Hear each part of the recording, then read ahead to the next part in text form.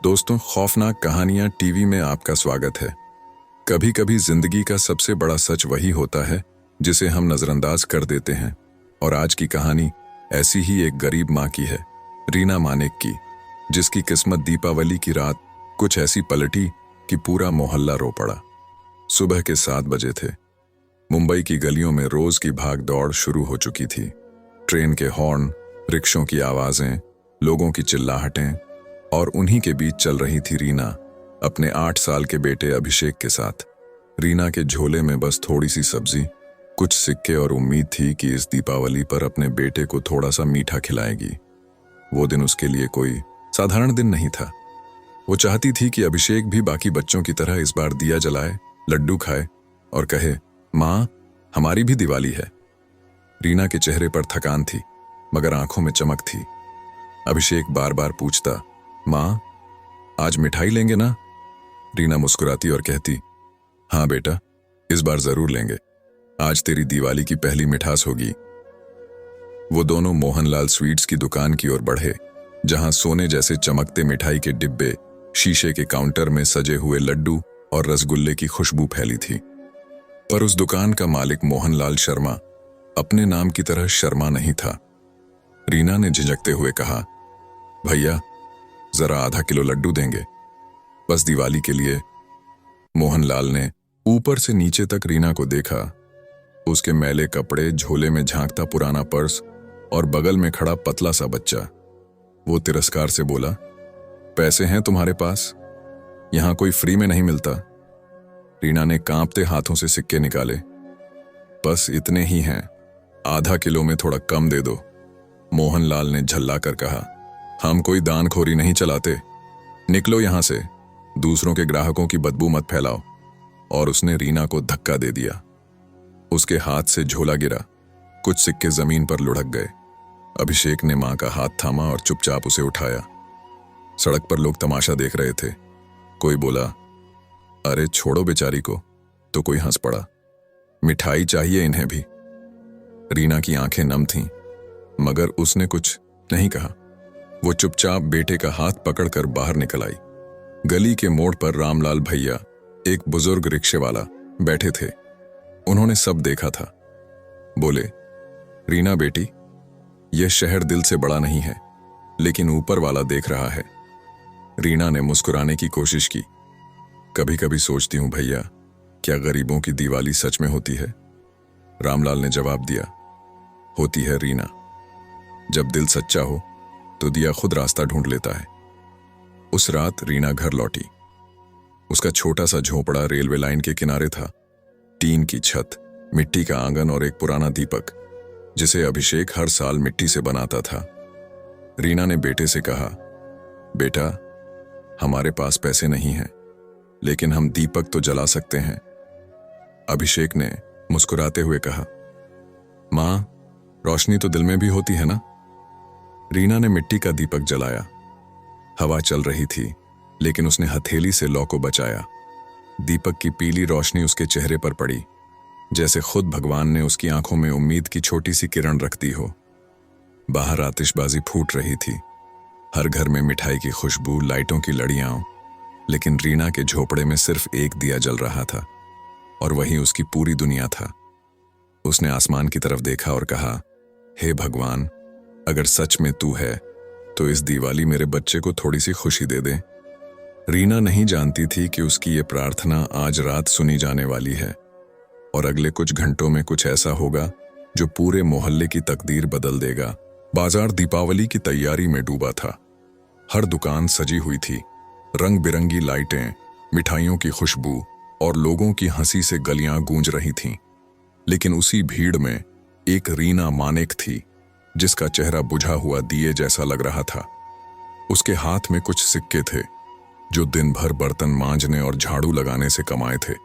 वह अपने बेटे अभिषेक के साथ मिठाई की दुकान मोहनलाल स्वीट्स के बाहर रुकी।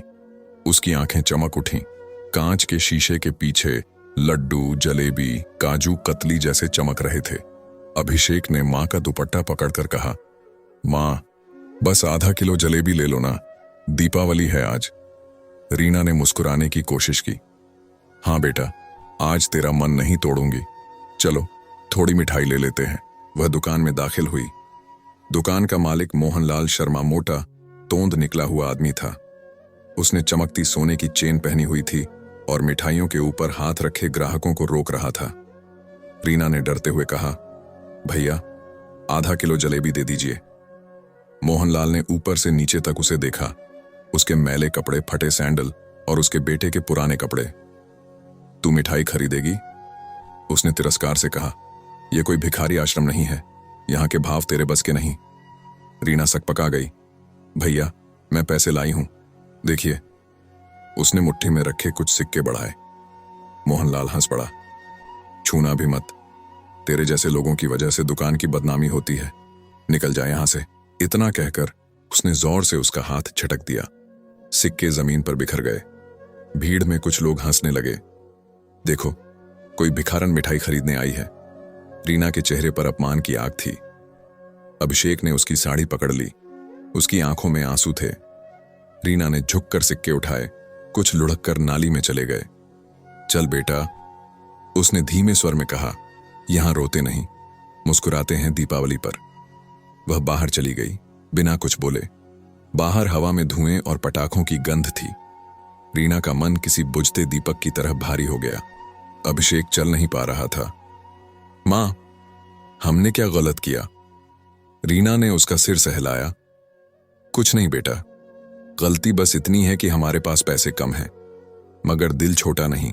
वे दोनों सड़क के किनारे बैठ गए। रीना ने अपने थैले से एक पुराना डिब्बा निकाला, उसमें 2 रोटियां और थोड़ा गुड़ था। यही हमारी मिठाई है अभिषेक, उसने कहा, और यही हमारी दिवाली। अभिषेक ने जबरदस्ती मुस्कुराकर कहा, फिर भी ये मीठा है मां, क्योंकि ये तुमने दिया है। रीना की आंखें नम हो गईं। पास ही पटाखे फूट रहे थे, लेकिन उसके भीतर सन्नाटा था। थोड़ी देर बाद एक बुजुर्ग रिक्शे वाला, रामलाल भैया, वहां आया। अरे रीना बिटिया, तू यहां बैठी है? दीपावली पर तो घर में दिया जलाना चाहिए ना? रीना ने फीकी हंसी दी। कहां घर भैया, उस झोपड़ी में अब तो हवा भी नहीं आती बिना किराया मांगे। रामलाल ने उसके सामने एक छोटी सी दीपक की डिब्बी रखी। ले बेटा, ये दिया रख ले, मैंने अपनी बहू के लिए लिया था, पर अब तेरे घर रोशनी कर दे। रीना ने उसे धन्यवाद कहा। भगवान करे भैया, आपका दिया कभी ना बुझे। रात धीरे धीरे गहराने लगी। रीना ने अपने बेटे का हाथ थामा और घर की ओर चल दी। एक संकरी गली से गुजरते हुए, जहां लोग दिए जला रहे थे, मिठाई बांट रहे थे और खुशियां मना रहे थे। लेकिन जैसे ही वह गली के आखिर में पहुंची, एक चमकदार सुनहरी गाड़ी उसके पास आकर रुकी। उसमें से एक आदमी उतरा, सलीकेदार सूट, महंगे जूते और हाथ में एक पुराना कागजी लिफाफा। उसने रीना को देखा, फिर कहा, माफ कीजिए, क्या आप रीना मानिक हैं? रीना चौंकी। जी हां, लेकिन आप कौन? आदमी ने गंभीर स्वर में कहा, मुझे आपसे कुछ बहुत जरूरी बात करनी है। कि आपके नाम की फाइल मेरे पास पड़ी थी सालों से, आज ही खोलने की तारीख थी और आज दीपावली है। रीना कुछ समझ नहीं पाई। आदमी ने आगे बढ़कर कहा, मेरा नाम आरव चौधरी है और यह फाइल आपके नाम की है। उसने फाइल रीना के हाथ में दी। कृपया इसे घर जाकर खोलिए, यह आपकी जिंदगी बदल सकती है। रीना हतप्रभ थी। अभिषेक ने पूछा, मां, कौन है ये अंकल? रीना ने कुछ नहीं कहा। उसने फाइल को कसकर सीने से लगाया, जैसे कोई रहस्य उसके जीवन की अंधेरी रात को रोशनी देने वाला हो। रात गहरी हो चुकी थी, आसमान में पटाखों की गूंज थी, पर रीना मानिक के मन में एक अजीब सन्नाटा था।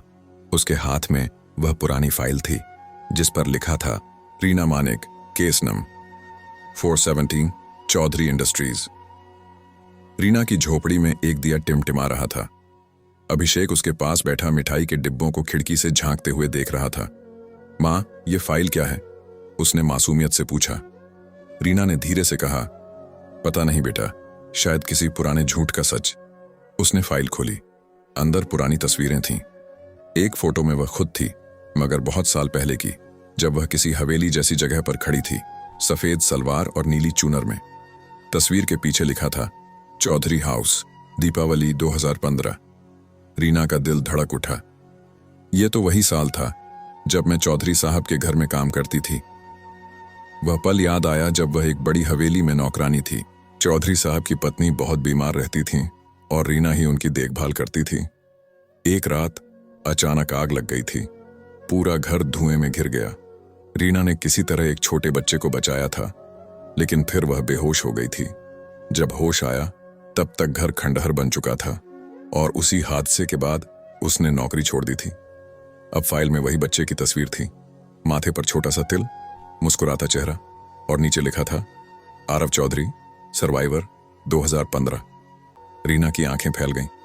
तो वो आदमी वही बच्चा है? अभिषेक ने पूछा। कौन मां?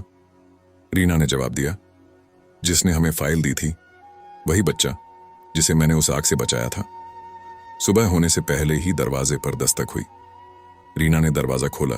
सामने आरव चौधरी खड़ा था। वह अब एक बड़ा बिजनेसमैन लग रहा था, लेकिन उसकी आंखों में अपनापन था। मुझे पता था आप यही हैं, उसने कहा। मैंने सालों तक आपको खोजा। अगर आप उस दिन न होती तो शायद मैं जिंदा ना होता। रीना भावुक हो गई। तुम जिंदा हो, यही मेरे लिए सबसे बड़ी बात है बेटा। आरव मुस्कुराया। बेटा? हाँ, मैं भी आपको मां कहकर ही पुकारना चाहता था।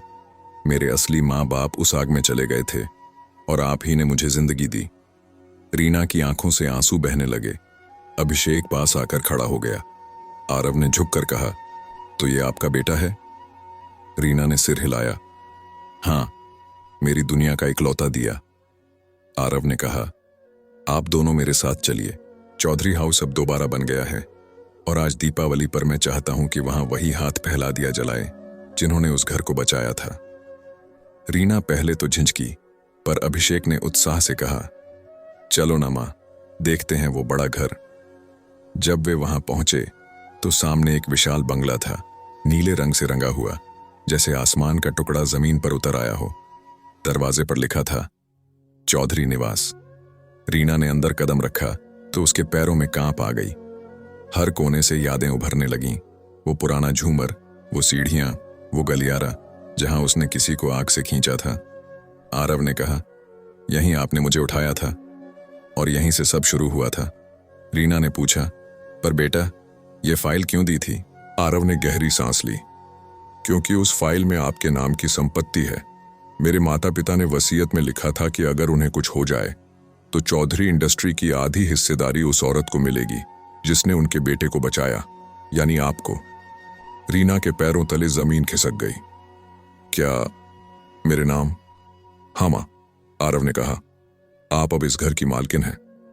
रीना की आंखों में आंसू थे। वह फर्श पर बैठ गई। भगवान, ये कैसा चमत्कार है। कल तक मैं अपमानित हो रही थी और आज। आरव ने कहा, कभी कभी जिंदगी देर से सही, लेकिन न्याय जरूर देती है। तभी गेट के बाहर हलचल हुई। मोहनलाल शर्मा खड़ा था, वही मिठाई वाला जिसने उसे दुकान से धक्के मारकर निकाला था। उसके हाथ में मिठाई का डिब्बा था और चेहरा शर्म से झुका हुआ। रीना जी, मुझे माफ कर दीजिए, उसने कहा। मुझे नहीं पता था कि आप चौधरी साहब के घर की मालकिन हैं। रीना ने शांत स्वर में कहा, मोहनलाल जी, अमीरी कपड़ों से नहीं, इरादों से होती है। आपने मुझे नहीं, अपने दिल को गंदा किया था। वह पल वहां खड़े सभी लोगों के लिए सबक बन गया। शाम होते होते पूरा नीला बंगला दीपों से जगमगाने लगा। रीना ने पहला दीपक जलाया। आरव और अभिषेक उसके साथ खड़े थे।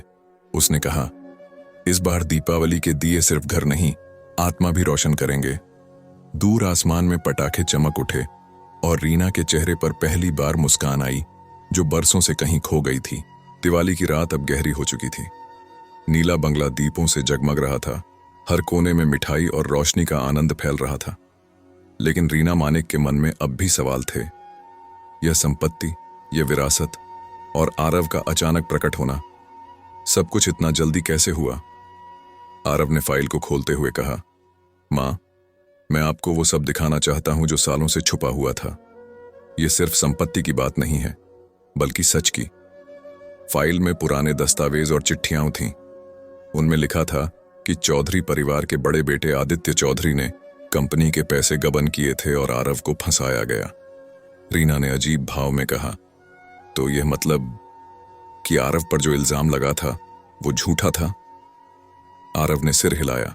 हाँ मां, मैंने कभी किसी को बताया नहीं। क्योंकि मेरे माता पिता की सुरक्षा और परिवार की इज्जत के लिए मुझे चुप रहना पड़ा। रीना के हाथ कांप रहे थे। और ये सब आपने मेरे हाथ में क्यों दिया? उसने पूछा। आरव ने गंभीर स्वर में कहा, क्योंकि आप ही वह थीं जिन्होंने मेरे जीवन को बचाया। यह फाइल केवल पैसे की नहीं बल्कि सच्चाई की है, और दीपावली की रात सच बाहर आना चाहिए। रीना ने फाइल धीरे से खोली। उसमें पुराने रसीद और सिग्नेचर थे। नीचे नाम आदित्य चौधरी। तो यह मतलब कि सारे झूठ, सारे आरोप मेरे बेटे के खिलाफ थे। रीना की आवाज में डर और आश्चर्य दोनों थे। आरव ने धीरे कहा, सच हमेशा देर से आता है मां, लेकिन जब आता है तो न्याय करता है। फिर आरव ने एक और चिट्ठी दिखाई। यह आखिरी नोट है जो मेरे पिता ने लिखा था। उन्होंने कहा था कि अगर कुछ हो गया तो केवल वही व्यक्ति जो मुझे बचाएगा मेरी विरासत का हकदार होगा। रीना ने वह चिट्ठी हाथ में ली। कागज पर हाथ रखते ही उसके दिल में हल्की सी गर्मी महसूस हुई। तो यह सब मेरे नाम है? आरव ने मुस्कुराते हुए कहा, हां मां, और अब यह घर, यह विरासत और यह सच्चाई आपकी है। तभी बाहर हल्की बारिश शुरू हो गई। आसमान से झिलमिलाती बूंदें और दीपों की रोशनी मिलकर ऐसा नजारा बना रही थीं जैसे सारे गम और दुख पानी के साथ बह गए हों। रास्ते में खड़े मोहनलाल शर्मा की याद आई, जिसने रीना को दुकान से धक्के मारकर निकाला था। रीना ने खुद से कहा, कभी कभी इंसानियत और ईमानदारी की कीमत समय से पहले नहीं मिलती, लेकिन एक दिन जरूर मिलती है। अभिषेक उसके पास आया। मां, क्या अब हम अमीर हैं? उसने मासूमियत से पूछा। रीना ने मुस्कुराते हुए कहा, बेटा, अमीरी सिर्फ पैसे में नहीं होती। असली अमीरी है इंसानियत और सच की जीत में। आरव ने घर के हर कमरे का दरवाजा खोलना शुरू किया। देखिए मां, ये वही कमरा है जहां आप मुझे बचाती थीं, और ये वह गलियारा है जहां आग लगी थी। अब यह घर सिर्फ लग्जरी का घर नहीं, बल्कि यादों और सच का घर बन जाएगा। रीना ने दीवार पर टिका ध्यान दिया। वहां एक पुराना पोस्टर फटा हुआ था, पर नीचे लिखा था, धन्यवाद मां, आपने सच्चाई बचाई। उसके होंठों पर हल्की मुस्कान आई। यह भ्रम नहीं बल्कि संकेत है, सच को दबाया नहीं जा सकता। रात करीब 11 बजे थी। रीना ने पहले दीपक को जलाया। दिया छोटा था, मगर उसकी लौ इतनी मजबूत थी कि कमरे में हर कोने तक रोशनी फैल गई। आरव और अभिषेक उसके पास खड़े थे। दिया की लौ में वह परछाई दिखाई दी, एक बच्चे की मुस्कान, मासूम और प्यारी। तुम्हारा भाई है, रीना ने अंदर से महसूस किया, और अब तुम दोनों मेरे साथ हो। बाहर पटाखे फूट रहे थे। बच्चों की हंसी, मिठाई और रोशनी का मिश्रण पूरे मोहल्ले में गूंज रहा था। लेकिन रीना ने महसूस किया, सबसे ज्यादा रोशनी तो सच और इंसानियत में थी। फिर अचानक गेट की ओर हलचल हुई। चौधरी साहब खुद आए, हाथ में आरव की तस्वीर लेकर। उन्होंने झुककर कहा, रीना, आपने मेरे बेटे की बेगुनाही साबित कर दी, मेरा पाप हल्का कर दिया। रीना ने मुस्कुराकर कहा, मैंने कुछ नहीं किया साहब, बस सफाई कर रही थी, घर की नहीं, दिल की। आरव ने कहा, मां, आज आपने हमें सिखाया कि सच और इंसानियत की सफाई सबसे बड़ी धरोहर होती है। अभिषेक ने दिया की लौ की तरफ देखकर कहा, मां, देखो, दिया अभी भी जल रहा है। रीना ने सिर हिलाया और धीरे से कहा, हां बेटा, सच कभी बुझता नहीं। इस तरह रीना मानिक की जिंदगी पूरी तरह बदल गई। जो दिन उसने दुकान से अपमान सहा था, वही दिन उसे नई उम्मीद और चमत्कार की शुरुआत बना। दीपावली की रात केवल रोशनी नहीं, बल्कि सच्चाई की जीत और इंसानियत की अमृता पूरे मोहल्ले में चमक रही थी। दीपावली की सुबह थी। श्रद्धापुर मोहल्ला हल्की रोशनी और मिठाइयों की खुशबू से भर गया था। हर घर में रंग बिरंगी लाइटें टिमटिमा रही थीं। लेकिन इस बार रीना मानिक और अभिषेक के लिए यह सिर्फ त्योहार नहीं था, यह सच्चाई और इंसानियत की जीत का प्रतीक था। रीना ने देखा कि उसके घर के बाहर एक छोटा दिया जल रहा है। उसके बगल में वही पुराना बक्सा रखा था, जिसमें अब आरव चौधरी की विरासत की फाइल और नीली डायरी सुरक्षित थी। अभिषेक उत्साहित होकर बोला, मां, क्या हम अब अमीर हैं? रीना ने मासूमियत और गर्व से मुस्कुराते हुए कहा, बेटा, असली अमीरी सिर्फ पैसे में नहीं होती। असली अमीरी होती है सच्चाई में, इंसानियत में और अपने दिल की रोशनी में। चौधरी परिवार भी घर पहुंचा। आरव, अब युवा और जिम्मेदार, अपने माता पिता के साथ आया।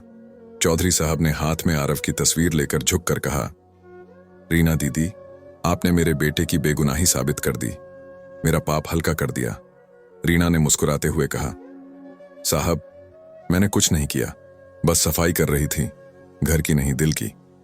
आरव ने उसकी तरफ देखा और कहा, माँ, आज आपने हमें सिखाया कि सच्चाई और इंसानियत की सफाई ही सबसे बड़ी विरासत होती है। अभिषेक ने दिया की लौ की तरफ देखा और उत्साहित होकर कहा, माँ, दिया अभी भी जल रहा है। रीना ने सिर हिलाया। हाँ बेटा, सच कभी नहीं बुझता और इंसानियत की रोशनी हमेशा चमकती रहती है। मोहल्ले के लोग धीरे धीरे आकर उस दिए के पास खड़े हुए। कई लोगों की आंखों में आंसू थे। वे देख रहे थे कि कैसे एक गरीब माँ, जिसे मिठाई की दुकान से धक्के मारकर निकाला गया था, अब एक परिवार और पूरे मोहल्ले के लिए उम्मीद और प्रेरणा का स्रोत बन चुकी थी। रीना ने कहा, देखिए, इस दीपावली का असली मतलब सिर्फ रोशनी नहीं है। असली दीपावली तब होती है जब हम अपने दिलों की अंधेरियों को मिटाकर सच और इंसानियत की रोशनी जलाएं। रात के अंधेरे में नीला बंगला टिमटिमा रहा था।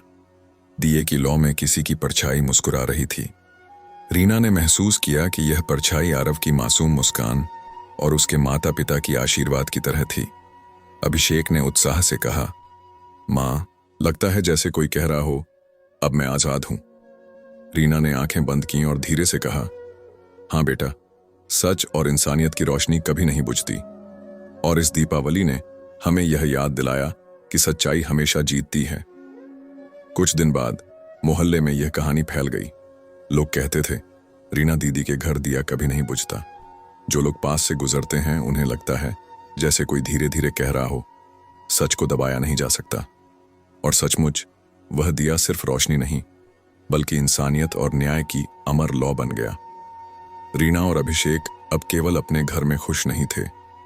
वे जानते थे कि सच्चाई की सफाई और इंसानियत की रोशनी पूरे मोहल्ले के लिए मिसाल बन चुकी है। आरव चौधरी अब उनके साथ था, लेकिन उन्होंने कहा कि वे गरीबों और जरूरतमंदों के लिए हमेशा काम करेंगे, ताकि कोई भी इंसान अपमानित न हो और सच हमेशा जिंदा रहे। रीना ने देखा कि आंगन में छोटे छोटे दिए जल रहे थे। हर दिया, हर लौ, हर मुस्कान यह दिखा रहा था कि सच्चाई, न्याय और इंसानियत की जीत का जश्न केवल पैसे और दौलत में नहीं, बल्कि दिल और ईमानदारी में है। अभिषेक ने दिया उठाकर कहा, माँ, क्या मैं इसे मोमबत्ती की तरह जलाकर सभी के लिए रख दूं? रीना ने मुस्कुराते हुए कहा, हाँ बेटा, यह दिया सिर्फ हमारे लिए नहीं है, यह सभी के लिए रोशनी और प्रेरणा है। कभी किसी का सच मत दबाना, वरना दिया बुझ जाता है। उस रात पटाखों और आतिशबाजी के शोर के बीच रीना ने पहली बार महसूस किया कि उसका जीवन पूरी तरह बदल चुका है। जो दिन उसे अपमानित किया गया था, वही दिन उसके लिए नई उम्मीद, चमत्कार और न्याय की शुरुआत बन गया। दिया अब भी जल रहा था और उसकी लौ में हर किसी के दिल में सच्चाई और इंसानियत की मुस्कान झलक रही थी। दोस्तों, यह कहानी यहीं खत्म होती है। गरीब माँ रीना मानिक की मेहनत, सच्चाई और इंसानियत ने न केवल उसके परिवार का जीवन बदल दिया, बल्कि पूरे मोहल्ले के लिए दीपावली का असली मतलब भी उजागर किया। अगर आपको यह कहानी पसंद आई हो तो वीडियो को लाइक और शेयर जरूर करें और चैनल खौफनाक कहानियां टीवी को सब्सक्राइब करना न भूलें।